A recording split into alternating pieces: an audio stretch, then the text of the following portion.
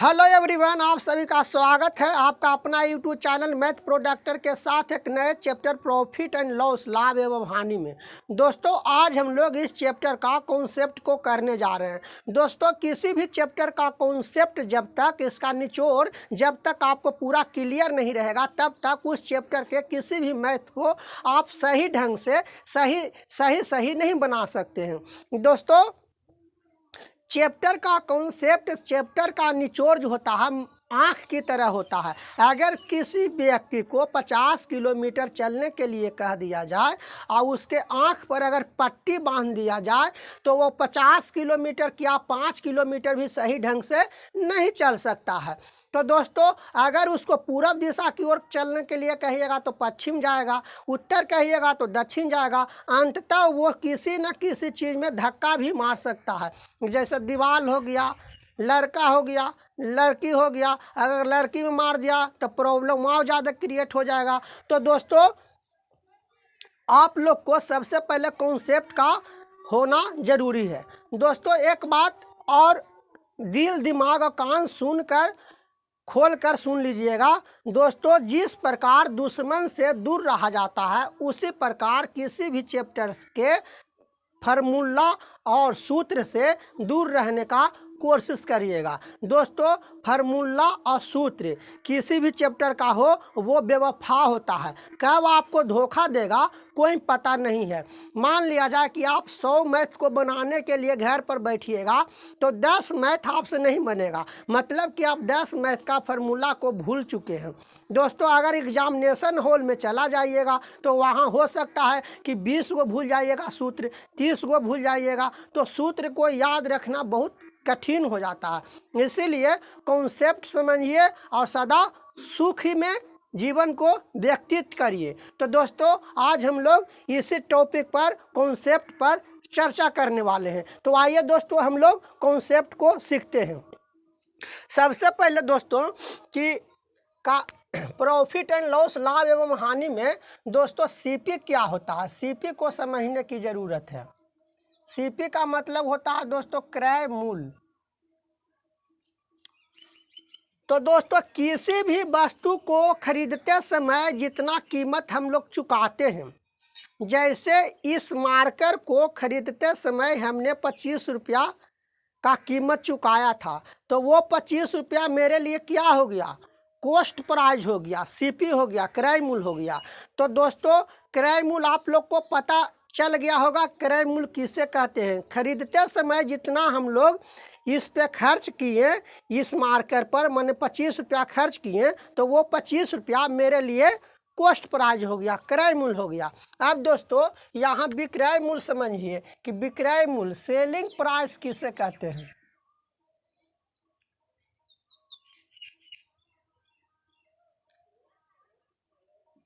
Selling price. तो दोस्तों, इस मार्कर को हमने 25 रुपया में खरीदा, अब इसको चाहे तो 30 रुपया में और चाहे तो 20 रुपया में बेचेंगे। तो दोस्तों, इस मार्कर को हमने 25 रुपया में खरीदा और चाहे तो आमदनी पर बेचेंगे, चाहे तो लॉस पर बेचेंगे, और चाहे तो जितना में लिए हैं उतना में बेचेंगे, उसे हम लोग सेलिंग प्राइस कहते हैं। तो दोस्तों, आप लोग को पता चल गया होगा कि सेलिंग प्राइस किसे कहते हैं। किसी भी चीज़ को जब हम बेचते हैं और उससे कुछ हमको कीमत मिलता है, उसे सेलिंग प्राइस कहते हैं। दोस्तों, बिहार राज्य का हाजीपुर में एक सोनपुर मेला लगता है, जहां बहुत सारे चीज़ों का खरीद बिक्री होता है। जैसे आप समझ रहे हो ना, उस चीज़ का भी होता है, आपको बताने का ज़रूरत नहीं है, जैसे उसको भी खरीद बिक्री होता है जो आप समझ रहे हैं। तो दोस्तों, वहाँ बहुत सारे चीज़ों का खरीद बिक्री होता है। तो दोस्तों, जब हम लोग किसी चीज़ को खरीदते हैं तो कॉस्ट प्राइस होता है, और किसी चीज़ को बेचते हैं तो सेलिंग प्राइस होता है। तो दोस्तों, आप लोग को कॉस्ट प्राइस और सेलिंग प्राइस आप लोग को पता चल गया होगा। अब दोस्तों, प्रॉफिट के बारे में आते हैं। हम लोग देखते हैं कि प्रॉफिट किसे कहते हैं, माने लाभ किसे कहते हैं। तो दोस्तों, किसी चीज़ को हम लोग कम में खरीदेंगे और ज़्यादा में बेचेंगे। जैसे इस मार्कर को हमने 25 रुपया में खरीदा और 30 रुपया में बेचेंगे तो इस पे हमको 5 रुपया का लाभ होगा। तो दोस्तों अगर लाभ होगा तो ज़्यादा लाभ के स्थिति में क्या होता है कि एएसपी जो होता है, विक्रय मूल्य होता है, जो सीपी से अधिक होता है। ये बात आपको समझ में आना चाहिए। अब दोस्तों प्रॉफिट के बाद लॉस क्या होता है, तो लॉस को भी हम लोग समझते हैं कि लॉस क्या होता है, मतलब हानि क्या होता है। तो किसी चीज को हम लोग ज़्यादा में खरीद कर कम में बेचते हैं। माना कि इसको हमने 25 रुपया में खरीदा और 20 रुपया में बेचेंगे तो वहाँ हम लोग को हमको 5 रुपया का हानि होगा। तो दोस्तों जब हम लोग ज़्यादा में खरीदते हैं, माने सीपी ज़्यादा होता है किसको से, एसपी से, सेलिंग प्राइस से ज़्यादा होता है सीपी और सेलिंग प्राइस कम होता है, तो दोस्तों वहाँ पर ही हम लोग को हानि होता है। अब दोस्तों प्रॉफिट एवं लॉस आप लोग समझ गए हैं। यहाँ पर आइए हम लोग समझते हैं क्या कि MRP किसे कहते हैं। MRP मैक्सिमम रिटेल प्राइस, अधिकतम खुदरा मूल्य।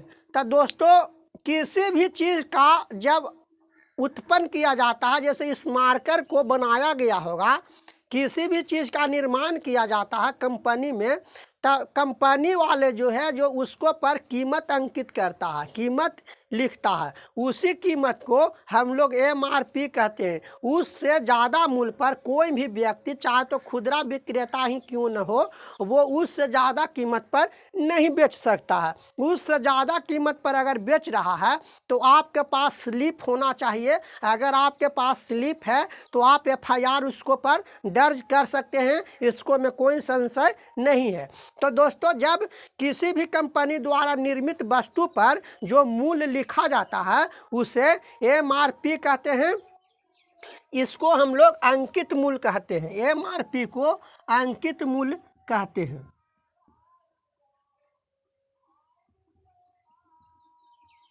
अंकित मूल्य कहते हैं या सूची मूल्य भी कहते हैं। सूची मूल्य भी कहते हैं। तो दोस्तों आप लोग को सूची मूल्य, अंकित मूल्य समझ में आ गया होगा।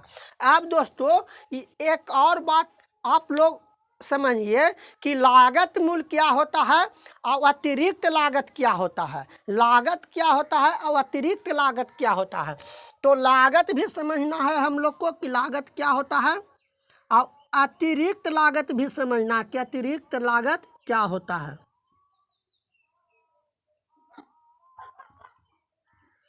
तो दोस्तों पहले हम लोग लागत समझते हैं कि लागत किसे कहते हैं। तो किसी भी वस्तु को निर्माण करते समय वहाँ कुछ पूंजी की ज़रूरत होता है। उसको निर्माण करते समय, किसी भी वस्तु को निर्माण करते समय वहाँ कुछ पूंजी की ज़रूरत होता है, लागत की ज़रूरत होता है, तो उसे लागत कहते हैं। जैसे इस मार्कर को कंपनी वाले जब निर्माण कर रहा होगा तो इसको में उसका लागत लगा होगा, चाहे 10 रुपया लगा होगा, चाहे 12 रुपया लगा होगा, इसको पर लागत कीमत उसको लगा होगा। तो दोस्तों उसी को लागत कहते हैं।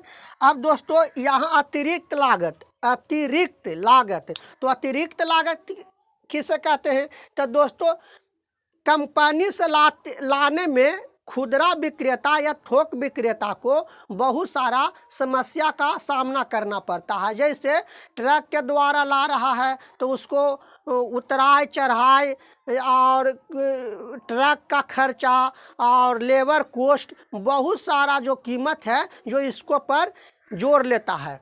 तो दोस्तों इसको जितना में बेचना चाहिए उससे ज़्यादा कीमत में बेचता है, क्योंकि अतिरिक्त लागत उसको उसके लागत से ज़्यादा लागत लग चुका है। लागत जो लगा है कंपनी में, और कंपनी वाला इसको थोक विक्रेता को मान लिया जाए कि 100 रुपया के वस्तु को 80 रुपया में दिया है तो वो 80 रुपया में नहीं बेचेगा। दोस्तों थोक विक्रेता को इस पर लाभ भी कमाना है और उसको जो खर्चा हुआ लाने में उस कीमत को भी उसको पर ऐड करता है। तो जो लाने में कीमत खर्चा हुआ, जो कीमत लगा, उसी को अतिरिक्त लागत कहते हैं, अतिरिक्त लागत कहते हैं। अब दोस्तों आइए हम लोग देखते हैं कि लाभ प्रतिशत अगर निकालना रहता है तो कैसे निकलेगा। लाभ प्रतिशत निकालना रहेगा तो कैसे निकलेगा। तो दोस्तों सबसे पहले हम लोग आप लोग ध्यान से सुनिएगा। कभी भी लाभ या हानि का चर्चा लागत मूल्य पर किया जाता है, विक्रय मूल्य पर नहीं किया जाता है। तो दोस्तों हम लोग को लाभ प्रतिशत निकालना रहेगा।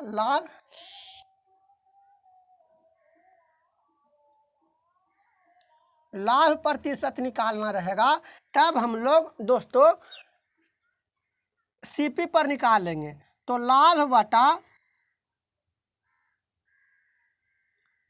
बटा सीपी गुने 100 करेंगे। दोस्तों अब यहाँ 100 के बारे में पता नहीं चल रहा होगा कि 100 किसे कहते हैं। दोस्तों तो 100 कोई भी राशि, किसी भी राशि को अपने आप में वो 100% होता है। जैसे आज पिताजी 5,000 रुपया दिए और उसको आप बाजार मार्केट में जाकर 50% खर्च कर दिए, तो आपके पास कितना बचा? 50% बचा। कल आपको पिताजी 10,000 देंगे, उसको में से 5,000 खर्चा कर दीजिएगा, तो आपके पास कितना बचा? तो फिर भी 50% बचा, कहा कि आधा राशि आपको बच गया। तो उसी प्रकार से आप कोई भी राशि अपने आप में 100% होता है, इसीलिए 100 मान लिए। तो दोस्तों अगर हानि प्रतिशत निकालना रहेगा, तब क्या करना है? हानि बटा 100, हानि बटा सीपी गुने 100। दोस्तों दोनों में सीपी लिखे हैं, कहा है कि जब भी तुलना करना लाभ या हानि का मूल्यांकन किया जाता है, लाभ या हानि का मूल्यांकन किया जाता है, तब सीपी पर किया जाता है, क्रय मूल्य पर किया जाता है। इसीलिए दोस्तों हम लोग बटा में सीपी लिखे हैं। अब दोस्तों यहाँ से हम लोग को कुछ फैक्ट पता चल गया है। अब दोस्तों एक बात और देख लीजिए कि यहाँ पर कि अगर हम लोग को लाभ निकालना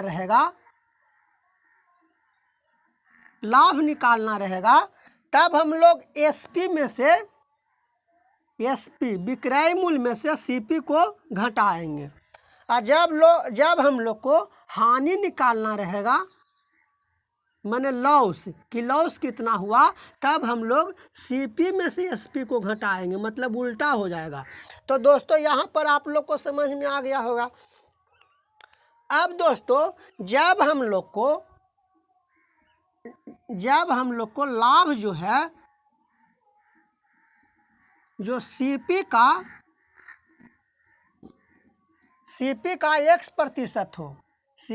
X% हो, तो विक्रय मूल्य कितना होगा? विक्रय मूल्य, तो दोस्तों क्रय मूल्य बटा 100, और जिसको निकालना रहता है तो विक्रय मूल्य कितना हो जाएगा? तो दोस्तों विक्रय मूल्य यहाँ हम लोग को निकालना है। तो जब लाभ हो गया X%, किसी राशि का क्रय मूल्य का X% लाभ हो गया, तब दोस्तों हम लोग का विक्रय मूल्य कितना आ गया? विक्रय मूल्य दोस्तों हम लोग का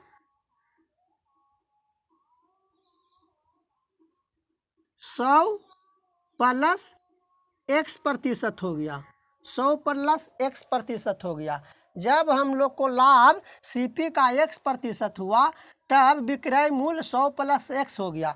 तो दोस्तों विक्रय मूल्य अगर निकालना है तो क्रय मूल्य बटा 100, कहा है कि क्रय मूल्य सीपी जब भी होता है, जब 100 में होता है, तो दोस्तों विक्रय मूल्य निकालना है, तो हम लोग विक्रय मूल्य के जगह पर हम लोग क्या लिखेंगे? 100 प्लस X लिखेंगे, 100 प्लस X। तो दोस्तों हम लोग को विक्रय मूल्य निकल कर आ जाएगा। अब दोस्तों जब हम लोग को हानि सीपी का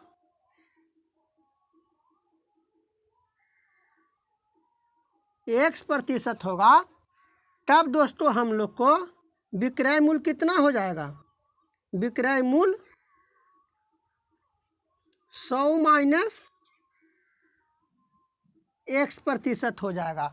तब यहाँ हम लोग अगर विक्रय मूल्य निकालना रहेगा कि विक्रय मूल्य क्या होगा, तो दोस्तों वहाँ जब विक्रय मूल्य निकालने के लिए कहा जाएगा वहाँ पर आप लोग को क्रय मूल्य दिया रहेगा, क्रय मूल्य दिया रहेगा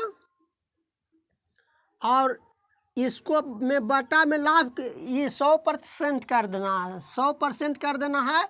और दोस्तों आप लोग को लाभ भी दिया रहेगा ना, हानि भी दिया रहेगा कि सीपी का x% हानि, सीपी का x% हानि। तो दोस्तों यहाँ हम लोग 100 में से माइनस x% कर देंगे तो दोस्तों विक्रय मूल्य निकल कर आ जाएगा। अब दोस्तों यहाँ आते हैं, हम लोग देखते हैं दोस्तों कॉन्सेप्ट ही एक ऐसा चीज़ है ना जो आदमी को आगे बढ़ा सकता है एकदम बेधड़क रूप से, इसमें कोई संशय की बात नहीं है। लेकिन जब तक कॉन्सेप्ट आपका क्लियर नहीं है बहुत दिक्कत होगा, बहुत दिक्कत होगा।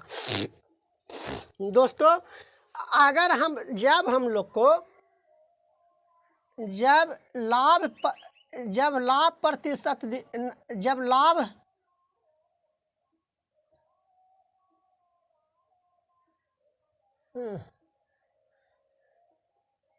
जब लाभ सीपी का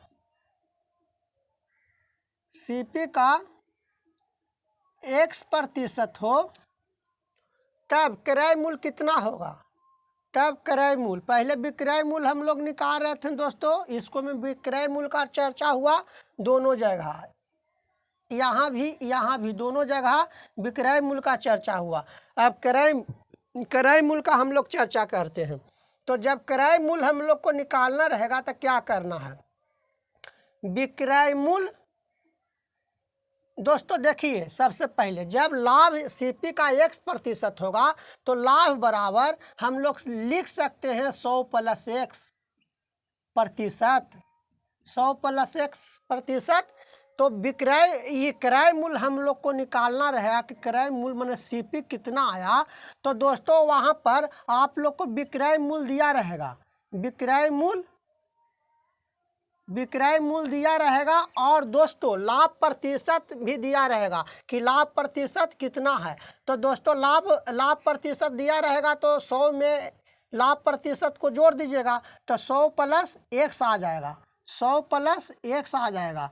तो दोस्तों इतना प्रतिशत आ जाएगा। तो विक्रय मूल्य बराबर 100 + x आ गया। तो क्रय मूल्य आपको कह चुके हैं पहला ही कि 100 पर निकाला जाता है। तो दोस्तों हम लोग को क्रय मूल्य जब लाभ दिया रहेगा तब क्रय मूल्य ऐसे आ जाएगा। और दोस्तों अब क्रय मूल्य निकालना रहेगा जब हानि दिया रहेगा, हानि सीपी का x%। तो दोस्तों हानि के लिए हम लोग को हो जाएगा कितना? 100 माइनस x%। तो दोस्तों यहाँ हम लोग का क्रय मूल्य निकालना रहेगा, तब क्या करेंगे? तो दोस्तों वहाँ जहाँ निकालने के लिए कहेगा जहाँ विक्रय मूल्य दिया रहेगा, दोस्तों 100 माइनस x विक्रय मूल्य बराबर कितना आया? 100 माइनस x%। अब दोस्तों क्रय मूल्य निकालना रहेगा तो 100 + ये गुना में 100% कर देना है। तो दोस्तों आई होप आप लोग को समझ में आ रहा होगा हम क्या कहना चाह रहे हैं। दोस्तों ये अगर वीडियो आप लोग को अच्छा लग रहा है, समझ में आ रहा है, तो दोस्तों लाइक, सब्सक्राइब और शेयर ज़रूर कीजिएगा। दोस्तों अंतिम में क्या होता है कि आप लोग वीडियो को देख लेते हैं और लाइक सब्सक्राइब करना भूल जाते हैं। दोस्तों ऐसे भी एजुकेशनल चैनल को कोई आगे की ओर बढ़ाना नहीं चाहते हैं तो कम से कम आप तो बढ़ा सकते हैं, कहा कि आप पढ़ने वाले व्यक्ति हैं और जो जिस लाइन में रहता है उस लाइन के वीडियो को आगे बढ़ाता है, तो कम से कम आप तो बढ़ा सकते हैं ना। तो शेयर कर दीजिए, लाइक कर दीजिए, अब सब्सक्राइब कर दीजिए। दोस्तों आइए और भी इसको में फैक्ट है जिसको हम लोग समझते हैं आगे क्या कह रहा है। तो दोस्तों सबसे पहले बात है कि कभी भी आदमी को है ना फार्मूला के और सूत्र के फेरा में नहीं रहना चाहिए। आदमी को कभी भी सूत्र फार्मूला धोखा दे सकता है आदमी को। तो दोस्तों हम लोग कभी भी मैथ को बनाएंगे तो दोस्तों फार्मूला सूत्र का बिल्कुल सहयोग नहीं लेंगे, बिल्कुल उपयोग नहीं करेंगे। एक फैक्ट आप है दोस्तों जिसको आप लोग समझिए क्या कहता है। लाभ प्रतिशत या हानि प्रतिशत को जब भिन्न में बदलने के लिए कह दिया जाए, भिन्न में या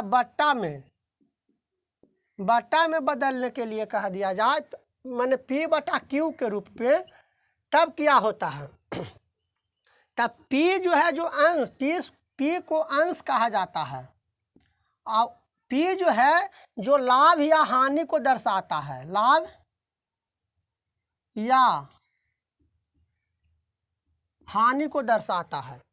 और दोस्तों Q जो है जो CP को दर्शाता है, हर जो है नीचे वाला जो Q हो गया जो CP को दर्शाता है, CP मतलब क्रय मूल्य को दर्शाता है,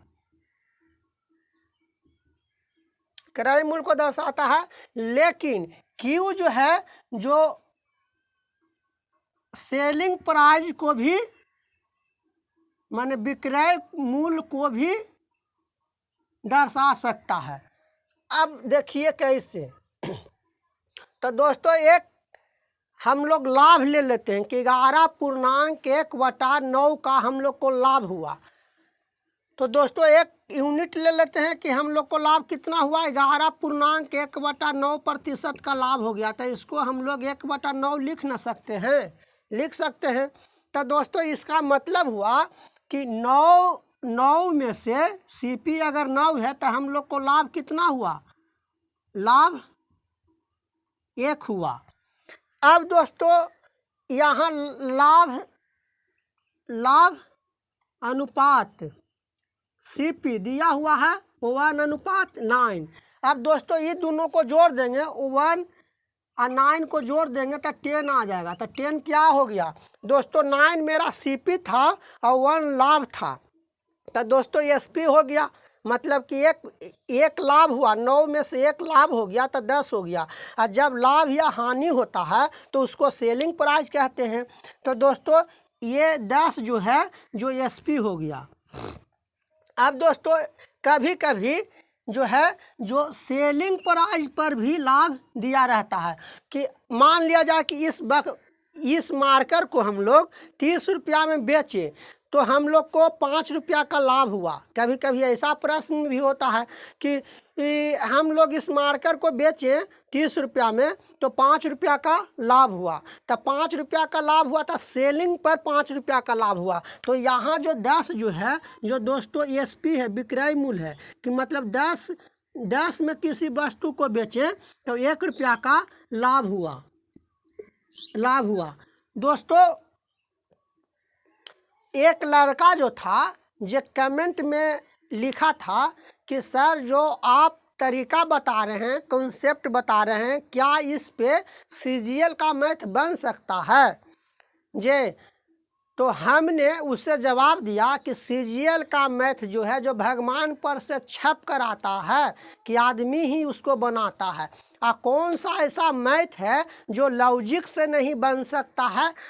उसको कहना जो था ना, वो कहना चाह रहा था दूसरा बात, लेकिन हम समझ रहे हैं क्या कहना चाह रहा था। उसको जो मास्टर है जो प्रॉफिट और लॉस वाले चैप्टर में कम से कम 10 से 15 क्वेश्चन जो है 10 से 15 वो सूत्र लिखवाया होगा और फार्मूला लिखवाया होगा, जो हमने नहीं लिखवाया है। हमने पहले ही बोल दिया है कि कभी भी हम लोग फार्मूला या सूत्र का उपयोग बिल्कुल नहीं करेंगे। जबकि दोस्तों फार्मूला या सूत्र का निर्माण भी कॉन्सेप्ट से ही होता है। हम लोग इस जो कॉन्सेप्ट आप लोग को बता रहे हैं, इस कॉन्सेप्ट से हम लोग 10 से 15 गो सूत्र का निर्माण, फार्मूला का निर्माण कर सकते हैं। लेकिन दोस्तों फार्मूला हम जान रहे हैं कि आप लोग को लिखवा देंगे तो आप लोग कॉन्सेप्ट नहीं समझिएगा, फार्मूला को समझना चालू कर दीजिएगा। तो फार्मूला दोस्तों हम लोग को बिल्कुल यूज नहीं करना है, कॉन्सेप्ट को एक बार समझ लीजिए कैसे कैसे क्या होता है। और दोस्तों हम लोग डायरेक्ट क्वेश्चन पर चलेंगे। और रेलवे से लेके और डिफेंस लाइन से लेके सीजीएल का हर एक प्रश्न जो नहीं देखा होगा आदमी, उस प्रश्न को भी इसी कॉन्सेप्ट से हल करवा देंगे। तो दोस्तों आइए हम लोग देखते हैं। तो दोस्तों हम लोग यहाँ तक सीख चुके शुरू से अंत तक कॉन्सेप्ट को। तो दोस्तों आई होप आप लोग को कॉन्सेप्ट समझ में आया होगा। और दोस्तों हम लोग इसी पे आगे क्वेश्चन को बनाते हैं और देखते हैं किस प्रकार से बनता है।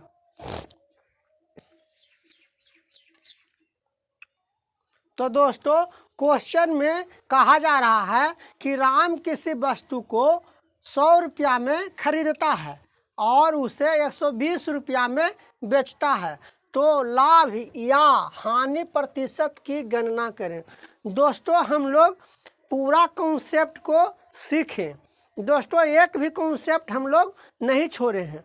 दोस्तों उसी कॉन्सेप्ट के आधार पर इस वीडियो में हम लोग जितना भी कॉन्सेप्चुअल क्वेश्चन है जो कॉन्सेप्ट से आधारित है उसको बनाएंगे दोस्तों। और बाद वाले वीडियो में इससे रिलेटेड जितना क्वेश्चन रहेगा उसको बताएंगे। दोस्तों इस वाले वीडियो में हम लोग देखते हैं कि जो आप लोग को कॉन्सेप्ट बताए हैं वो किस प्रकार से लागू होता है। तो दोस्तों आइए कि राम किसी वस्तु को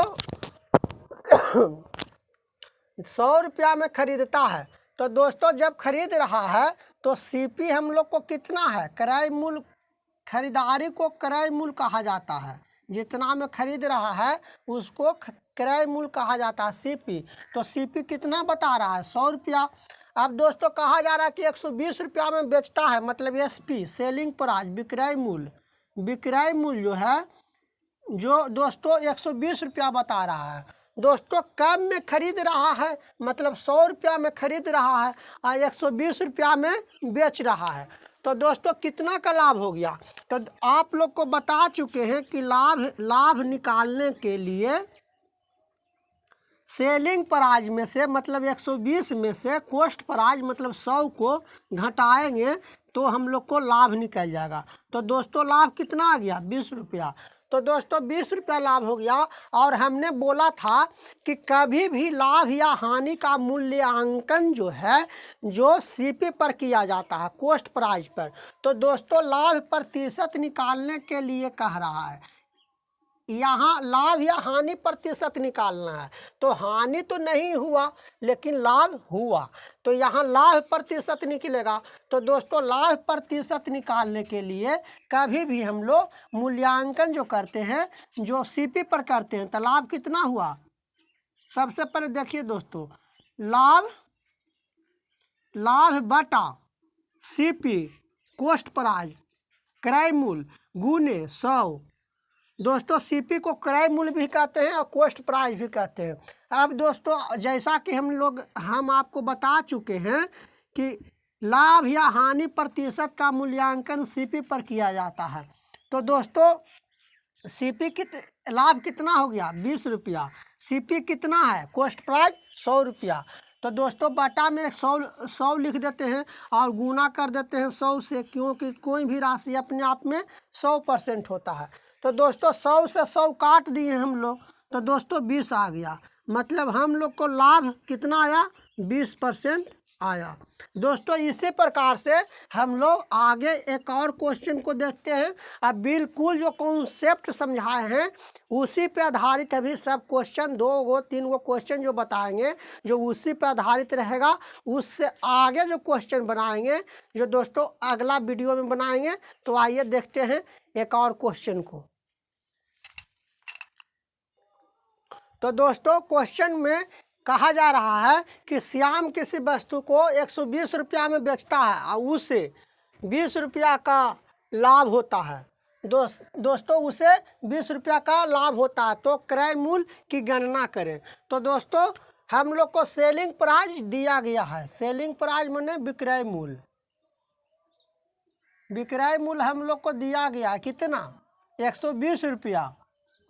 और दोस्तों कहा जा रहा है कि लाभ हो रहा है कितना का, लाभ हो रहा है मैंने प्रॉफिट हो रहा है कितना का, 20 रुपया का। तो 120 में जो वस्तु हम लोग बेच रहे हैं उसको में 20 रुपया का लाभ हो रहा है। तो दोस्तों क्रय मूल्य निकालने के लिए आप लोग को पता है, क्रय मूल्य निकालने के लिए कि 120 सेलिंग प्राइस में से लाभ हम लोग निकाल देंगे, लाभ निकाल देंगे। मान लिया जाए कि एक वस्तु को हम लोग 120 रुपया में बेचे हैं और 20 रुपया का लाभ हो गया, 20 रुपया का उसको पर लाभ होता है, तो उसको क्रय मूल्य कितना था। तो दोस्तों क्रय मूल्य निकालने के लिए सेलिंग प्राइस में से लाभ या हानि होता, तो दोस्तों हानि को घटा देते हैं। तो दोस्तों यहाँ हम लोग को जब घटा देंगे तो 100 आएगा, मतलब क्रय मूल्य जो है जो 100 आ गया। अब दोस्तों इसी प्रकार से हम लोग एक और क्वेश्चन को देखते हैं किस प्रकार से बनता है। तो दोस्तों क्वेश्चन में कहा जा रहा है कि सोनू किसी वस्तु को 11.1/9% का लाभ पर बेचता है, तो उस वस्तु का लाभ क्रय मूल्य तथा विक्रय मूल्य कितना होगा यदि लाभ 50 रुपया का होता है। तो दोस्तों हम लोग सबसे पहले देखते हैं कि लाभ दिया हुआ है कितना का, लाभ दिया हुआ है 11.1/9% का, मतलब इसको हम लोग प्रतिशत हटाएंगे तो भिन्न में हम लोग को 1/9 आ जाएगा, मतलब 1/9 आ गया। और आप लोग को पहले ही बता चुके हैं कि लाभ या हानि का मूल्यांकन जो होता है, लाभ या हानि जब निकलता है तो सीपी पर निकलता है। तो दोस्तों सीपी पर निकलता है तो 1 जो हो गया, जो अंश हो गया, और अंश को आप लोग को बता चुके हैं कि लाभ या हानि को दर्शाता है ऊपर वाला अंश, और हर जो है नीचे वाला हर जो है जो किसको दर्शाता है दोस्तों, सीपी को दर्शाता है, क्रय मूल्य को दर्शाता है। तो दोस्तों यहाँ हम लोग को 1/9 जो निकला, जिसको में 1 निकल गया जो लाभ या हानि निकल गया, और 9 जो हो गया जो क्या चीज़ को दर्शा रहा है, सीपी को, क्रय मूल्य को। लेकिन यहाँ हानि नहीं होगा दोस्तों, क्योंकि यहाँ बोला जा रहा है कि 11.1/9% का लाभ हो रहा है, तो यहाँ से हानि हटा देना है। तो दोस्तों यहाँ हम लोग को देखते हैं कि लाभ और सीपी दोनों कितना के अनुपात में है, 1:9 है। तो दोस्तों यहाँ से हम लोग को निकल जाएगा, जब सीपी में हम लोग लाभ या हानि जोड़ते हैं तो दोस्तों विक्रय मूल्य निकल जाता है। तो विक्रय मूल्य निकालना है, मतलब सेलिंग प्राइस। तो ये क्रय मूल्य में क्रय मूल्य 9 हो गया और लाभ कितना हो गया, 1 हो गया। तो दोस्तों अगर हम लोग जोड़ देते हैं तो 10 आ जाता है, मतलब 10 जो है जो क्या चीज़ आ गया, विक्रय मूल्य आ गया। जब क्रय मूल्य में लाभ या हानि को जोड़ देते हैं तो विक्रय मूल्य निकल जाता है। तो दोस्तों 10 विक्रय मूल्य आ गया। अब दोस्तों यहाँ हम लोग को पता चल गया कितना, प्रॉफिट भी पता चल गया कि 1 हो गया, और दोस्तों हम लोग को क्रय मूल्य सीपी भी पता चल गया कि 9 आ गया, और दोस्तों हम लोग को एसपी भी पता चल गया कि 10 आ गया। अब दोस्तों कहा जा रहा है कि प्रॉफिट जो है जो 50 को दर्शा रहा है, तो 50 रुपया को दर्शा रहा है, तो दोस्तों सीपी में कितना रुपया हो जाएगा, 9 × 50 हो जाएगा। 1 = 50, तो 9 = 9 × 50, तो दोस्तों 450 आ जाएगा। अब दोस्तों यहाँ एसपी निकालना है, तो 10 × 50 कर देंगे तो 500 रुपया आ जाएगा। तो दोस्तों 500 एसपी को दर्शा रहा है। तो इसी प्रकार से हम लोग देखें कि सीपी कैसे निकलता है, एसपी कैसे निकलता है, प्रॉफिट कैसे निकलता है। तो आई होप आप लोग को ये सभी चीज़ समझ में आया होगा। दोस्तों अगर वीडियो आपको अच्छा लग रहा है तो लाइक, सब्सक्राइब और शेयर कीजिए, और बेल आइकन को दबाइए। दोस्तों आप ही के सहयोग से हम लोग को प्रोत्साहन मिलता है, हम लोग आगे की ओर बढ़ते हैं। तो दोस्तों आप लोग प्रोत्साहन दीजिए ताकि आपके लिए ऐसा या ऐसा वीडियो ही लाते रहें और आप लोग देखते रहिए और ज्ञान अर्जित करते रहिए। जय हिंद दोस्तों।